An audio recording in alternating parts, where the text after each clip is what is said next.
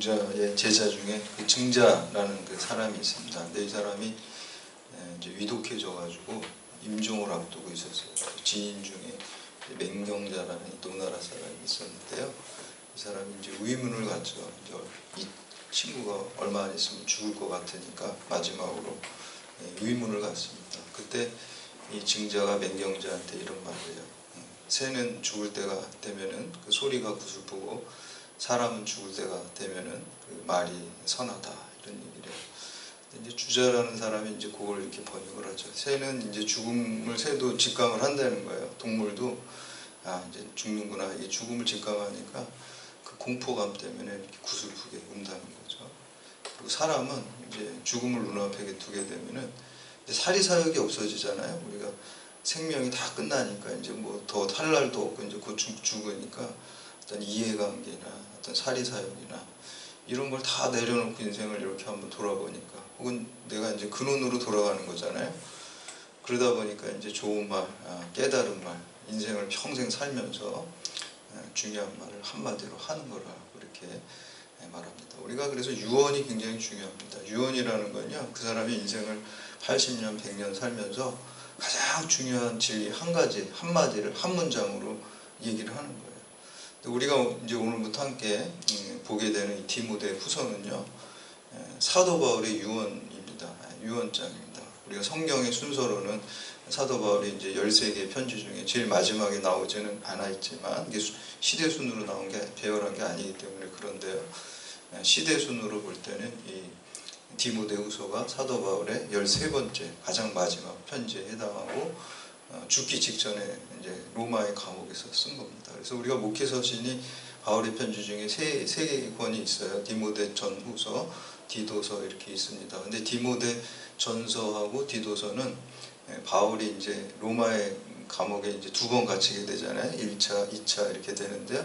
1차 감옥에 갇혔다가 이제 무죄가 돼가지고 석방돼가지고 나와가지고 이제 선교 활동을 조금 하게 됩니다. 그때 이제 마케도냐, 이제 빌립보라는 곳에서 디모데에게 이제 편지를 썼어요. 그래서 우리가 지난 시간까지 그걸 함께 나눴고요. 오늘 이제 이 편지는 이렇게 선교를 하다가 다시 잡혀 들어가요. 다시 잡혀 들어간 이유가 그때 로마 황제가 네로 황제였어요. 네로 황제 때 이제 64년에 로마에 대화재 사건이 나고요. 대화재 사건이 나다 보니까 이제 정치적으로 네로가 굉장히 위기에 처해 있었어요. 막 이제 흔드는 거죠. 그러니까 안 되겠다, 뭔가 돌출구를 찾아야 되겠다, 희생양을 찾아야 되겠다. 그게 이제 타겟이 기독교인이에요. 당시 이제 기독교인들은 기독교라는 건 신생 종교였고 아주 그냥 하기가 좋다라고 생각. 기독교인들이 불을 질렀다. 그렇게 이제 뒤집어 씌워가지고 누명을 씌워가지고 로마의 대박해가 일어났습니다. 그때 이제 베드로를 비롯해서 사도들이 다 그때 순교하게 되고, 바울도 그때 이제 잡혀간 거예요. 그리고 그때 순교를 합니다. 그래서 이제 2차 로마 감옥에 갇혀가지고 이 편지를 쓰는 거고, 이제 사형 실행을 기다리고 있는 거예요. 죽음을 눈앞에 두고 있는 거예요. 그래서 이제 이 마지막 편지가 바로 이제 바울의 유언장과도 같은 그런 아주 무거운 그런 편지입니다. 그래서 바울이 이제 자기 죽음을 직감하고 이제 디모데 후서 4장에 보면 이렇게 말씀하여요. 전제와 같이 내가 벌써 부어지고 나의 떠나갈 시각이 가까웠도다. 나는 선한 싸움을 싸우고 나의 달려갈 길을 마치고 믿음을 지켰으니 이제 후로는 나를 위하여 의의 면류관이 예비되었으므로 즉 곧 의로운 재판장이 그날에 내게 주실 것이다. 이게 이제 마지막 이제 주님이 자기로 해서 면류관을 준비하신 것을 바라보면서 자기 인생을 갖다가 다 전제로 제물로 다 쏟아 부었다는 거예요. 그게 이제 그 디모데 후서에 나오고 있습니다. 그리고 이제 바울이 평생 진리로 깨달은 거는 사실은 고린도전서 15장에 이미 나와 있습니다. 유명한 고백입니다. 나에 나된 것은 하나님의 은혜로 된 것이다. 그게 바울이 깨달은 거예요. 바울이 다메섹 도상에서 예수님 만나기 전에는 자기가 굉장히 잘난 사람이라고 생각했어요.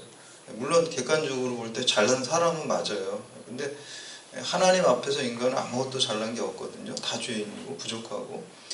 그런데 그걸 모르면은, 예수님을 모르고 진리를 모르면 자기가 잘난 줄 알아요. 그래서 이제 자기 스스로 뭔가 이루고 했다 그래서 자수성가형이라고 본인이 스스로 생각했어요. 근데 예수님 만나고 보니까 나의 나 된 것이 다 하나님의 은혜로 됐다는 거예요. 내가 수고하고 애썼지만 그것도 보니까 다 하나님의 은혜로 됐다는 거예요. 그 고백이 고린도전서 15장의 바울의 고백입니다.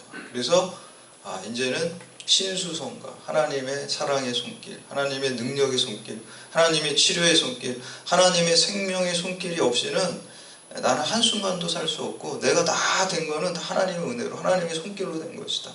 그게 이제 신수성가의 사람으로 바뀌어진 거예요. 사도 바울도 예수님 만나기 전에는 자기가 자수성가형 인간이었어요. 근데 예수님 만나고 보니까 내가 하나님의 은혜로 됐구나, 신수성가형 사람으로 이렇게 되었다라는 것입니다. 그래서 어떻게 보면은 세상 사람들은 딱 두 가지인 것 같아요.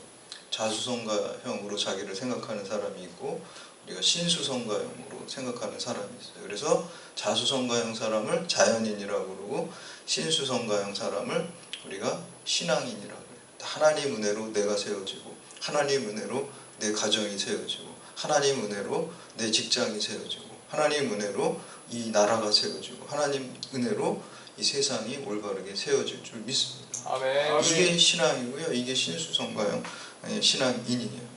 근데 이제 안타까운 거는 교회 다닌다고 하면서도 여전히 자수성가형으로 착각하고 살아가시는 분들이 계세요. 그거 깨져야 돼요. 그거는. 그리고 착각 속에서 벗어나야 돼요. 올바른 신앙으로 깨어져야 될 줄로 믿습니다. 그래서 오늘 우리가 함께 특별히 이제 바울의 유언과도 같은 이제 첫 번째 부분이에요. 1장 1절에서 8절까지 말씀을 통해서 우리도 이제 바울과 같이 신수성가형 그러한 사람으로 큰 은혜와 축복을 누리고, 그 은혜, 하나님의 은혜를 전하는 그러한 믿음의 사람들이 다 되기를 결단하는 시간 되기를 축복합니다. 아멘. 첫 번째는 신수성가의 사람은 청결한 양심으로 주님을 섬겨야 됩니다. 여기서 우리 1절하고 2절 말씀 먼저 함께 봉독합니다. 시작. 하나님의 뜻으로 말미암아 그리스도 예수 안에서 생명의 약속대로 그리스도 예수의 사도된 바울은 사랑하는 아들 디모데에게 편지하노니, 하나님 아버지와 그리스도 예수 그리스도로부터 은혜와 긍휼과 평강이 내게 있을지어다. 아멘. 바울은 하나님의 뜻으로 사도가 됐고, 예수님의 안에 있는 생명의 약속대로 사도가 됐다 그래요. 이게 다 내가 된 게 아니라 하나님의 손으로 나를 만들어서 했다는 거죠. 사도를 세웠다는 거예요. 신수성가형 고백이에요, 이게. 그런데 나뿐만 아니라 내 영적인 아들 디모데도 너도 신수성가형 사람이 돼야 돼.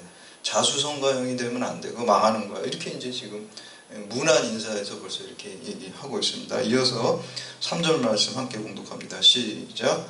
내가 밤낮 간구하는 가운데 쉬지 않고 너를 생각하여 청결한 양심으로 조상부터 섬겨오는 하나님께 감사하고.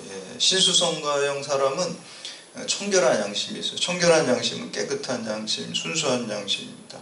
이런 사람이 하나님의 복을 받기 위해서 먼저 양심이 깨끗해야 된다라는 것입니다. 원래 인간은 하나님의 형상대로 우리가 선한 양심을 가지고 창조되었어요. 그런데 그 죄로 인해서 그 양심이 파괴돼서 깨졌단 말이에요.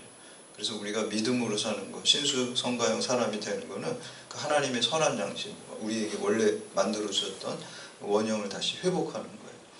근데 이제 그게 이제 깨진 사람들이 있어요. 우리 디모데전서 4장 2절 말씀 우리가 앞에서 살펴봤는데, 거기 보면 양심에 화인 맞았다는 표현이 나오잖아요.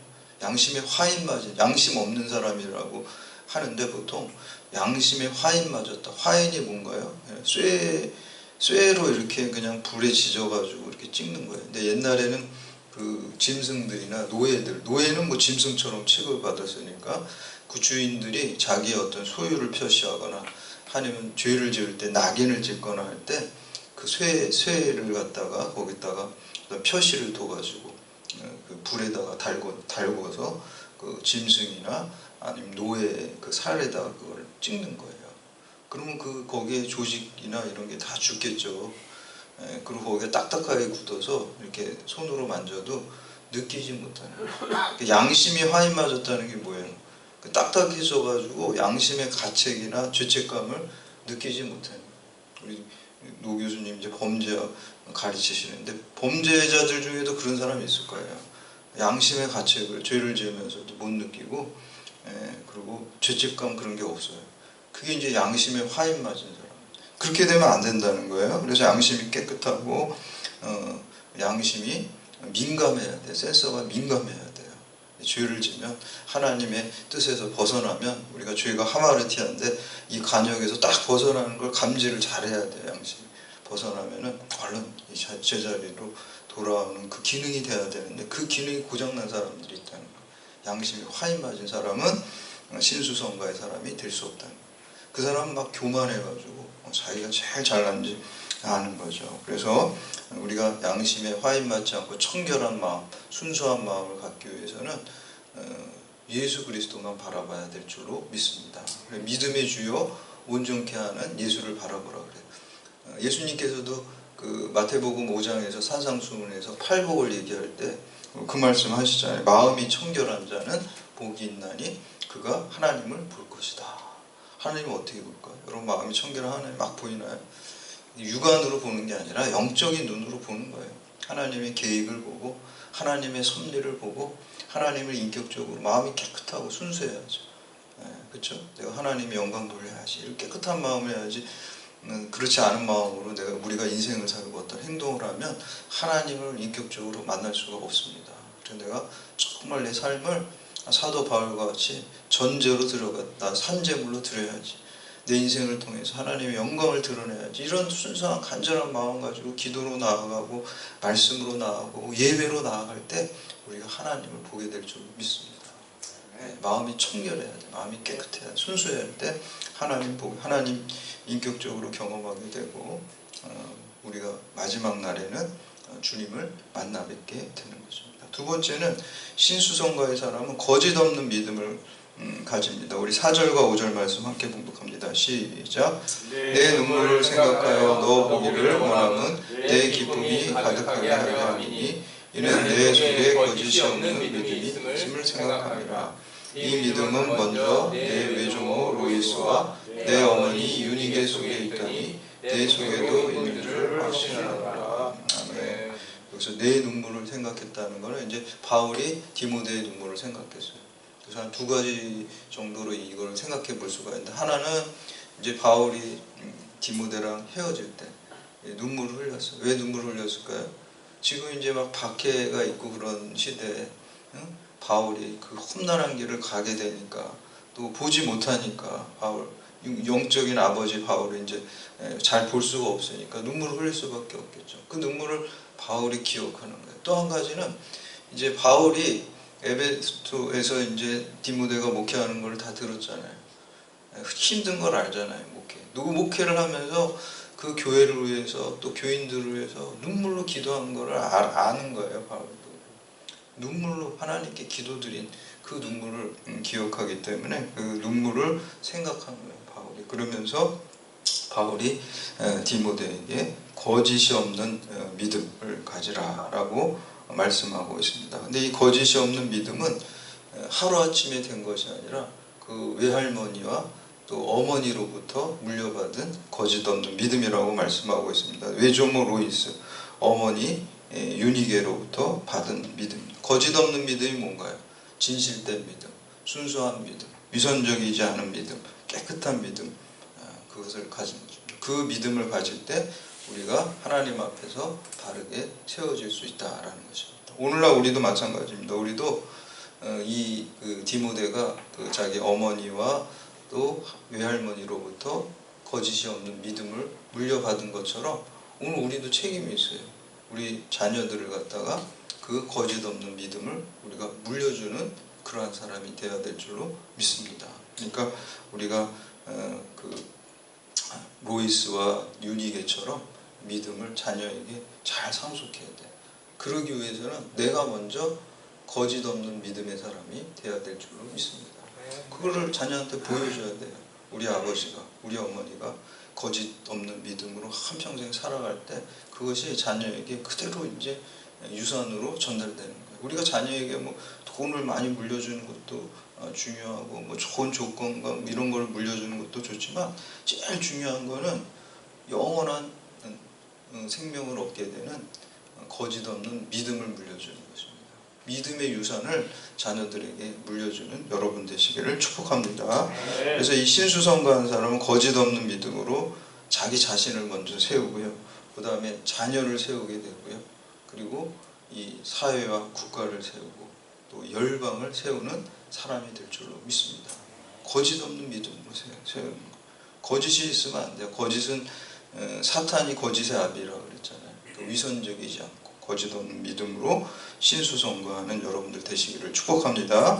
마지막으로 세 번째, 신수성가의 사람은 복음과 함께 고난을 받습니다. 우리 6절에서 8절까지 말씀 함께 봉독합니다. 시작. 그러므로 내가 나의 안수함으로 내 속에 있는 하나님의 은사를 다시 부릴 듯하게 하기 위하여 너로 생각하게 하노니 하나님이 우리에게 주신 것은 두려워하는 마음이 아니요 오직 능력과 사랑과 절제하는 마음이니 그러므로 너는 내가 우리 주를 증언함과 또는 주를 위하여 갇힌 자된 나를 부끄러워하지 말고 오직 하나님의 능력을 따라 복음과 함께 고난을 받으라. 아멘.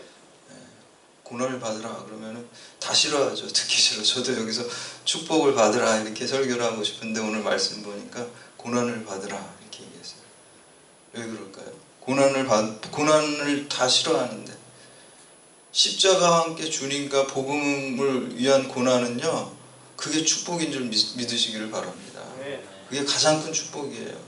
일시적인 세상에 복음을 떠나서 사는 축복 같은 거 따라가 봤자요, 결국에는 영원한 고난이 기다리고 있어요. 그러나 사도 바울이 로마서 8장 18절에서 현재의 고난은 장차 있을 영광과 비교할 수 없도다 그랬어요.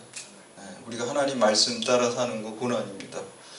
주님의 십자가를 따라서 자기 십자가를 날마다 지고 가는 것은 고난입니다. 그러나 그 고난의 끝에 그 고난과 비교할 수 없는 부활의 영광과 또 천국과 영원한 생명과 영원한 행복이 우리를 기다리고 있는 믿으시기를 바랍니다. 그래서 우리 기독교의 복음은 십자가와 부활의 복음이에요. 십자가와 부활의 복음인데 이게 항상 붙어 달려 있어요. 근데 사람들은 십자가의 고난은 참여하지 않으려고 그러고 부활의 영광에만 참여하고 싶어요. 누구나 다 그래요. 그러나 그런 거는 없어요. 어디에도 없어요. 오직 예수 그리스도의 십자가의 능력을 통해서 예수 그리스도의 십자가를 믿고 의지하고 그 길을 따라감을 통해서 그 십자가의 통로를 통해서 십자가의 다리를 통해서 부활과 천국과 영생의 영광을 얻게 되는 줄 믿습니다. 그게 기독교 복음이에요. 그래서 우리가 얼핏 보기에는 십자가의 길이, 주님의 말씀을 쫓아가는 길이, 또 나를 날마다 부인하고 주의 십자가를, 자기 십자가를 지고 가는 그것이 고통스러워 보일지라도 그 끝에는 더 큰 영광이 우리를 기다리고 있습니다. 우리가 그걸 믿고 나아가는 것입니다. 그래서 오늘 신수성가의 사람은 복음과 함께 고난을 받는다 그랬어요.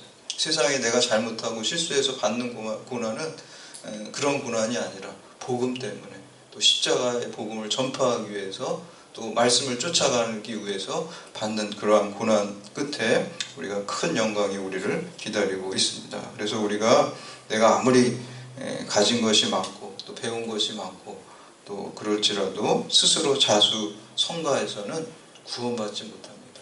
생명을 얻을 수가 없습니다. 천국을 얻지 못합니다. 오직 예수 그리스도의 십자가를 통해서만, 십자가의 능력을 통해서만 우리가 생명을 얻고 또 천국을 얻고 구원을 얻고 영생을 얻게 되는 것입니다. 그래서 우리가 복음과 함께 고난을 받고 예수 그리스도의 십자가의 길을 기쁨으로 순종하면서 쫓아갈 때, 사도 바울도 그렇게 간 거잖아요. 순교하는데 기뻐하는 사람이 세상에 어디 있어요. 그러나 왜 기뻐할 수 있을까요? 그 순교 상황 속에서도 그 끝에, 그 십자가의 끝에 말할 수 없는 영광이 자기를 기다리고 있고, 이 길을 달려가면은 주께서 의의 면류관을 예비해 놓고 있기 때문에 그 고난의 길을 잠깐 통과하는 거예요. 그래서 우리가 복음과 함께 고난받을 때 하나님께서 여러분을 하나님의 손으로, 은총의 손으로 세워주실 줄 믿습니다. 아멘.